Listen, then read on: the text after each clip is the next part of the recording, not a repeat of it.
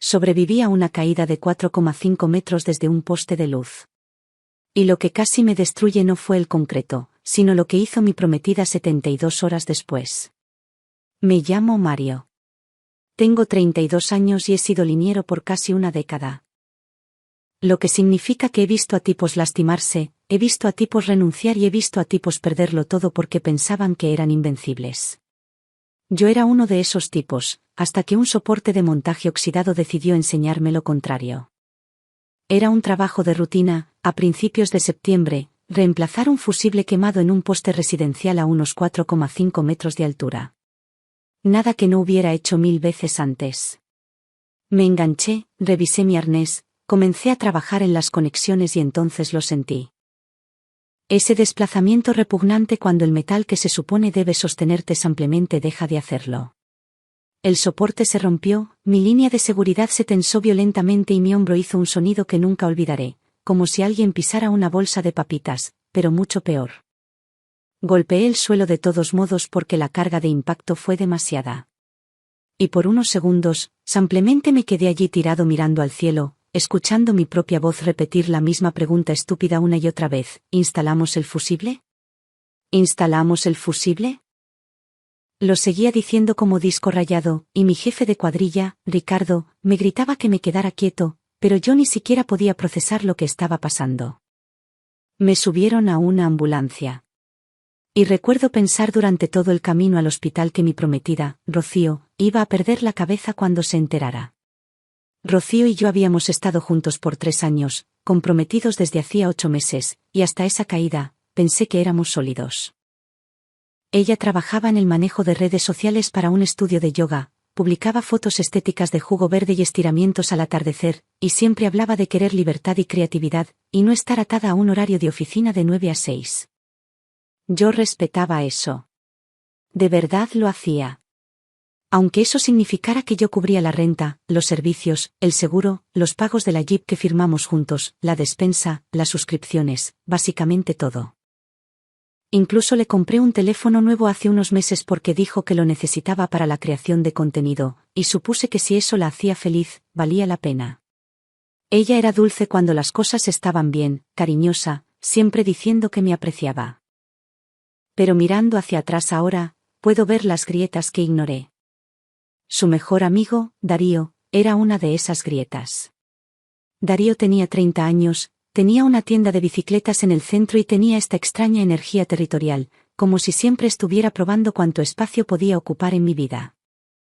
Tenía el código de nuestro departamento, entraba sin tocar, se sentaba en mi sillón, se bebía mi cerveza y hacía esas bromitas que no eran realmente bromas, más bien golpes envueltos en humor para que no pudieras reclamarle sin parecer sensible. Una vez me miró mientras Rocío estaba en la cocina y dijo: «Güey, tienes suerte de que ella siquiera te tolere», y se rió como si fuera la cosa más graciosa del mundo. Yo no me reí. Rocío sí. Después de la caída, tuve cirugía para reparar mi hombro. Dijeron que me desgarré el labrum y tenía algo de daño nervioso, y que necesitaría al menos 6 semanas antes de poder siquiera pensar en volver a tareas ligeras. Desperté en el hospital con Rocío sentada a mi lado, me apretó la mano buena y dijo: «Yo te voy a cuidar». Y le creí. Los primeros 2 días en casa estuvieron bien. Me trajo agua, me ayudó a ajustar el cabestrillo, incluso me hizo sopa una vez. Pero para el tercer día, empecé a notar cosas. Estaba en su teléfono constantemente, pidiendo comida a domicilio, pero solo suficiente para ella y una persona más. Y cuando le pregunté quién venía, se puso a la defensiva y dijo: «Tengo derecho a tener amigos, Mario». No estaba tratando de controlarla.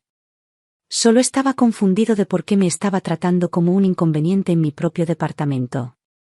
Entonces, una tarde, estaba acostado en el sofá, entrando y saliendo del sueño por los analgésicos, y escuché su voz desde la recámara. Le estaba dejando un mensaje de voz a su amiga Rebeca y dijo: «Se está convirtiendo en un peso muerto». Yo no firmé para ser enfermera. Sentí que se me caía el estómago al suelo. Peso muerto. Eso era yo para ella ahora. No su prometido que acababa de sufrir una lesión grave. No el tipo que había estado pagando por su vida durante 3 años. Solo peso muerto. No dije nada. No pude. Estaba demasiado aturdido y conmocionado. Pero ese momento se grabó en mi cerebro. La noche siguiente, Darío apareció en el departamento con 2 bolsas de alcohol, unas cervezas artesanales tipo IPA y una botella de whisky barato. Pasó junto a mí como si yo ni siquiera estuviera ahí y le dijo a Rocío: ¿estás lista para olvidar tus problemas esta noche? Yo era el problema.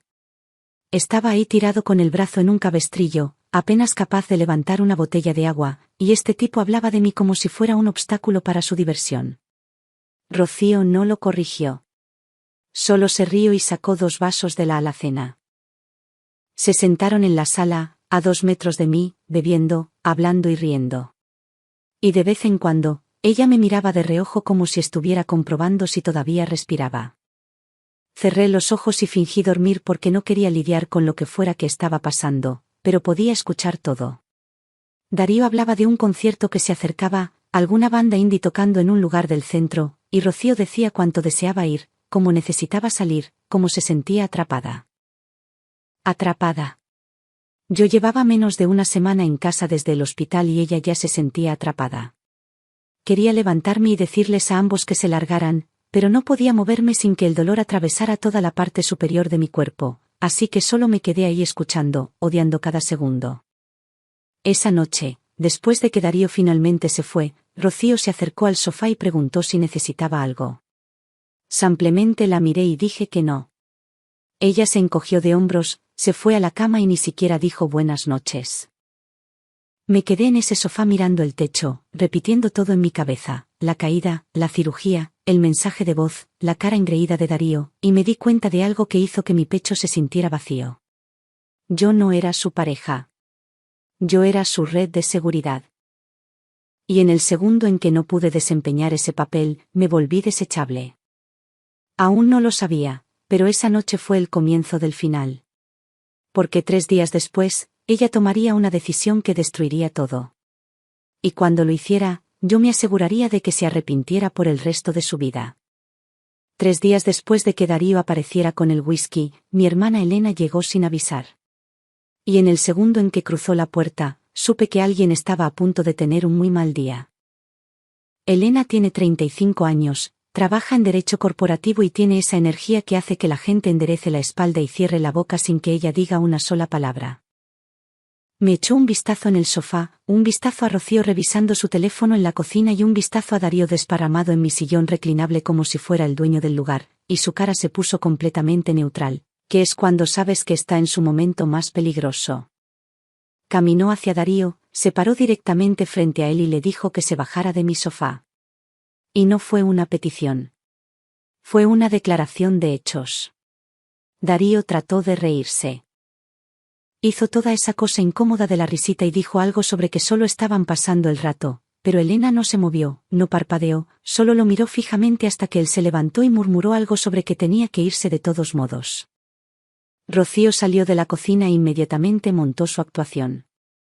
De repente, era la prometida preocupada, preguntando si necesitaba algo, ofreciéndose a hacer café, sonriéndole a Elena como si fueran viejas amigas. Elena le devolvió la sonrisa, pero pude ver que no llegaba a sus ojos. Durante los siguientes 3 días, Rocío interpretó el papel a la perfección. Me traía agua, ajustaba mi almohada, se sentaba a mi lado durante las comidas. Pero en el segundo en que Elena salía de la habitación o iba a la tienda, la máscara se caía. Regresaba directo a su teléfono, enviando mensajes constantemente, y empecé a prestar atención a los patrones. Cada vez que se suponía que yo estaba dormido o medicado, ella se iba a la recámara y escuchaba su voz volverse más baja, más reservada, y una vez alcancé a ver su pantalla y vi el nombre de Darío en la parte superior de la conversación. No dije nada. Solo lo archivé en mi mente porque estaba empezando a entender que algo mucho peor que la negligencia estaba sucediendo aquí. Al 4.º día después de que llegó Elena, alrededor de las 2 de la tarde, le pregunté a Rocío si podía ir por mis analgésicos a la farmacia porque se me estaban acabando y no podía conducir. Me miró como si acabara de pedirle que donara un riñón y me contestó bruscamente que se estaba arreglando, preguntando por qué no podía hacerlo yo mismo. ¿Arreglando para qué? No tenía idea, pero Elena escuchó desde el pasillo y entró a la sala con esa mirada que hizo que se me apretara el estómago. Le preguntó a Rocío para qué se estaba arreglando, y Rocío se puso inmediatamente a la defensiva. Dijo que no era de su incumbencia. Dijo que tenía derecho a tener una vida. Entonces la puerta se abrió y entró Darío, no con sus habituales pantalones de mezclilla descuidados y sudadera, sino vestido como si fuera a algún lugar elegante, camisa de botones, botas limpias y una loción que podía oler desde el otro lado de la habitación. Elena lo miró a Rocío, y vi cómo ataba cabos en tiempo real. Rocío agarró su bolsa y anunció que iban a tomar un hotel en el centro, dijo que había un concierto esa noche y no querían manejar de regreso tarde. La habitación se quedó completamente en silencio. Elena se volvió hacia ella y dijo, con voz tranquila pero con ese filo que podría cortar vidrio. Entonces, ¿lo vas a dejar solo, recuperándose de una cirugía, para irte a un hotel con otro hombre? La cara de Rocío se puso roja y comenzó a lanzar cada táctica de manipulación del libro. Dijo que Elena estaba siendo controladora, dijo que yo estaba siendo inseguro, dijo que merecía divertirse después de pasar días cuidándome, lo cual era el colmo considerando que apenas había hecho nada. Yo solo estaba sentado ahí viendo cómo se desarrollaba esto y entonces noté algo en la mesa lateral junto al sofá, su anillo de compromiso. Se lo había quitado, dejándolo ahí como si fuera propaganda o correo basura. Y cuando lo señalé, tuvo la audacia de decir que no combinaba con su atuendo. Como si esa fuera una excusa razonable para abandonar el símbolo de toda nuestra relación. Sentí que algo se rompía dentro de mí.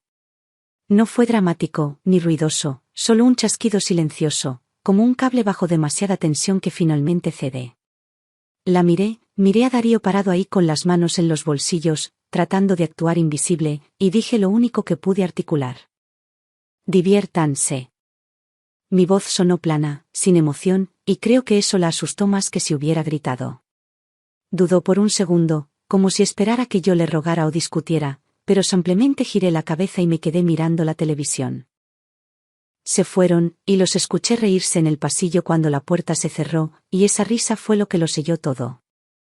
En el segundo en que se fueron, Elena sacó su teléfono y llamó a nuestro mejor amigo, Nacho. Y cuando él contestó, ella ni siquiera dijo hola, solo le dijo que viniera porque íbamos a hacer esto esta noche. Nacho apareció 20 minutos después, me echó un vistazo, preguntó si ella finalmente había cruzado la línea, y asentí.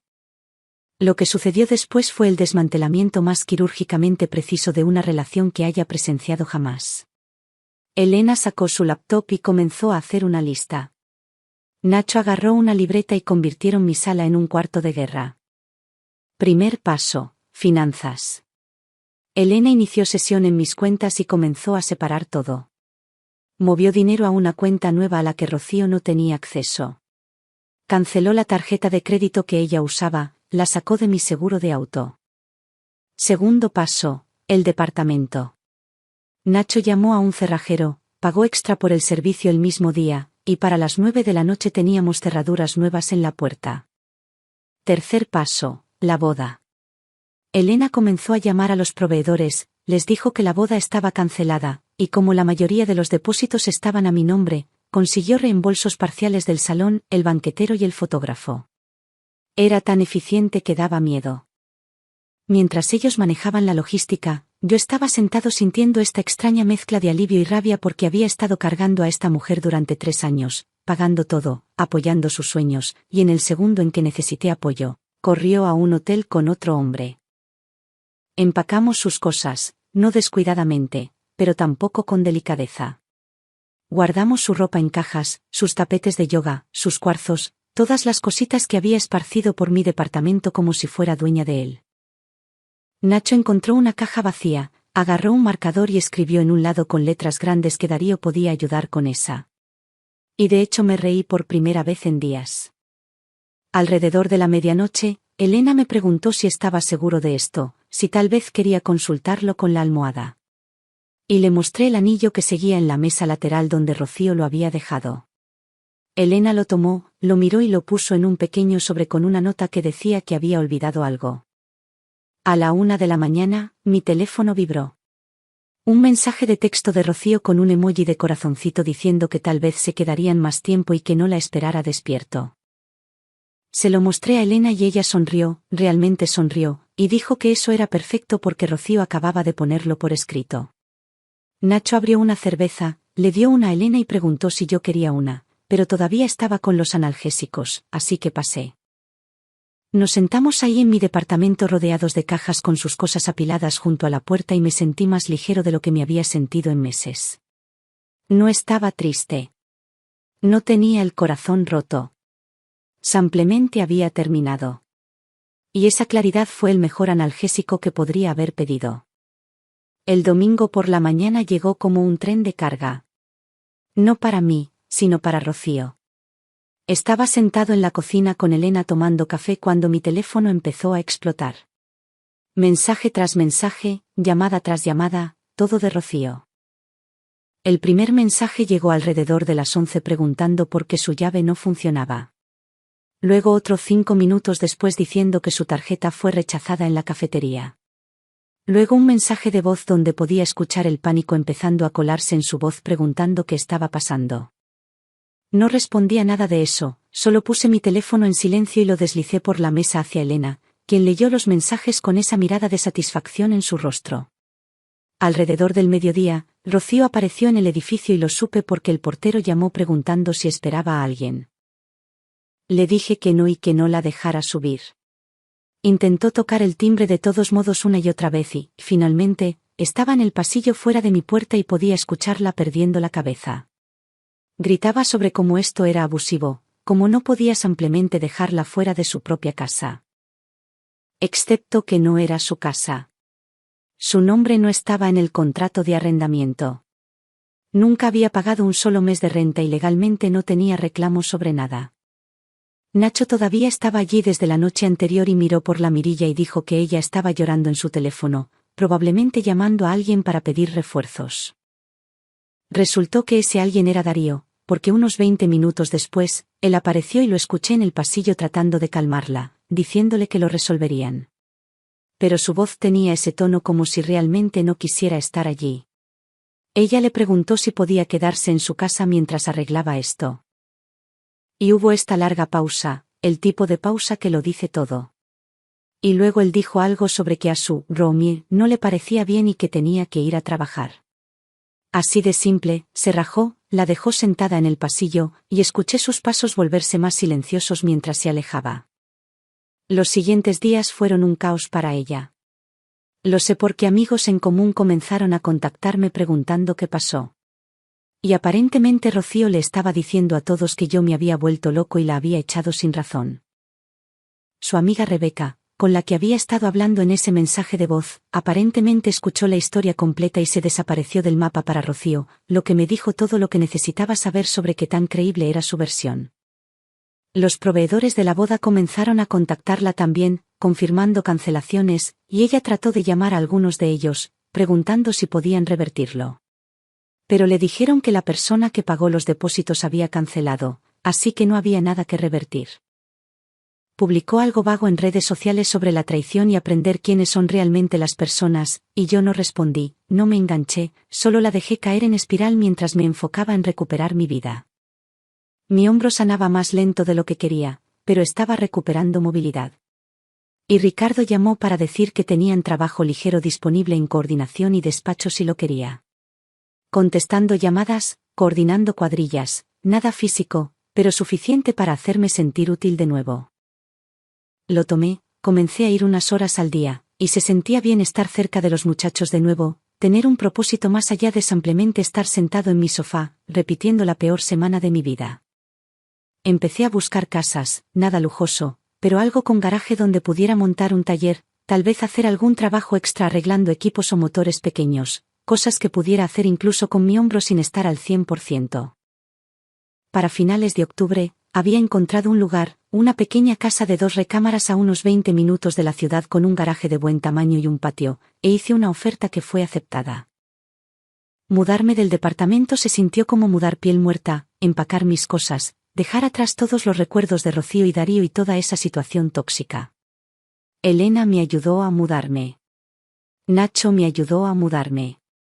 Y para mediados de noviembre, estaba en mi propia casa, mi propio espacio. Con cerraduras nuevas de las que solo yo tenía llaves. Empecé a dormir mejor, comer mejor, incluso empecé a ir a fisioterapia constantemente porque realmente tenía la energía mental para preocuparme por mi recuperación. Alrededor de los 3 meses, a mediados de diciembre, estaba en mi garaje trabajando en el motor de una vieja podadora de pasto cuando escuché un auto detenerse en mi entrada. Salí y vi a Rocío sentada en un sedán viejo que no reconocí. Y cuando salió, casi no la reconocí a ella tampoco. Había perdido peso, se veía exhausta, tenía esa energía derrotada que era tan diferente de la mujer segura que había salido de mi departamento con Darío hacía 3 meses. Preguntó si podíamos hablar y no la dejé entrar. Solo me quedé allí en el porche con los brazos cruzados, esperando escuchar lo que fuera que vino a decir. Empezó con una disculpa. Dijo que había cometido un gran error. Dijo que no se dio cuenta de lo que tenía hasta que lo perdió. Todas las frases estándar que dice la gente cuando incendian su vida y quieren que alguien más apague el fuego. Entonces soltó la bomba. Me dijo que estaba embarazada y, antes de que pudiera procesar eso, agregó que era de Darío. No sentí absolutamente nada. Ni ira, ni celos, ni satisfacción, solo este sentimiento frío y vacío como si estuviera viendo a una extraña contarme sus problemas. Le pregunté por qué me estaba diciendo esto, y dijo que Darío se había desaparecido por completo, no contestaba sus llamadas ni mensajes, y ella no tenía a dónde más ir. Sus padres estaban ayudando, pero estaban furiosos con ella. Estaba trabajando en 2 empleos tratando de ahorrar dinero, y me miró con esos ojos desesperados y dijo, «Eres un buen hombre. Todavía podrías ser el padre. Todavía podríamos ser una familia». De hecho me reí, no pude evitarlo, porque la audacia de esa declaración era tan demente que daba la vuelta y se volvía graciosa. Nacho eligió ese momento exacto para llegar con algunos materiales que le había pedido que recogiera de la ferretería. Y cuando bajó de su camioneta y vio a Rocío parada allí, dijo, «Ay Dios mío, está rompiendo el récord de malas decisiones en tiempo real». Lo cual me hizo reír aún más fuerte. Miré a Rocío y le dije que llamara a su alma gemela, el tipo que eligió sobre mí cuando yo ni siquiera podía levantar mi propio brazo, y le dije que ahora ella podía levantar sus propias consecuencias también. Empezó a llorar, dijo que yo era cruel, dijo que nunca pensó que sería así de frío, pero no me sentía frío. Me sentía lúcido. Le dije que yo no arruiné su vida. Simplemente dejé de financiar su fantasía, y que si quería ayuda, debería intentar rastrear a Darío, ya que parecía tan ansioso por jugar a la casita hacía 3 meses. Se quedó allí por otro minuto como si esperara que yo me quebrara y sintiera lástima por ella. Pero simplemente me di la vuelta y regresé a mi garaje. Escuché su auto arrancar, la escuché alejarse, y volví a arreglar el motor de la podadora como si nada hubiera pasado. Nacho entró, me dio un café y preguntó si estaba bien. Y honestamente, estaba mejor que bien. Hace 6 meses, pensé que perder a Rocío me destruiría. Pero parado en mi propio garaje, en mi propia casa, con amigos que realmente aparecieron cuando las cosas se pusieron difíciles, me di cuenta de que no había perdido nada que valiera la pena conservar. Ella eligió una habitación de hotel con otro hombre en lugar de cuidarme después de que casi me rompo la espalda manteniéndonos a flote. Y ahora quería que yo criara al hijo de otro hombre porque su plan le estalló en la cara. Algunas personas no merecen segundas oportunidades. Merecen vivir con sus decisiones. Y Rocío estaba aprendiendo esa lección por las malas. ¿Qué opinas de esta historia? Házmelo saber en los comentarios.